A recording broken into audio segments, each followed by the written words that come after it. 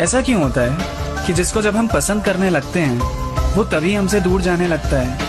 पहले तो अच्छे से बातचीत होगी, फिर जान पहचान होगी, बातों बातों में तुम्हें पता भी नहीं चलेगा कि तुम्हें कब उन बातों की आदत हो चुकी होगी।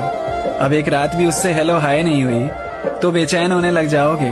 फिर पता नहीं जैसे ही तुम्हें अच्छा लगने लगेगा ना उसके साथ में, बस तभी कोई ना कोई कमी तो नजर आएगी उसे इस बात में। लोग दूर भी तभी जाते हैं जब तुम उनसे पूरी तरह अटैच हो चुके होते हो। उनकी पहली प्रायोरिटी में तुम नहीं आते, पर तुम तो उन्हें प्रायोरिटी बना चुके होते हो।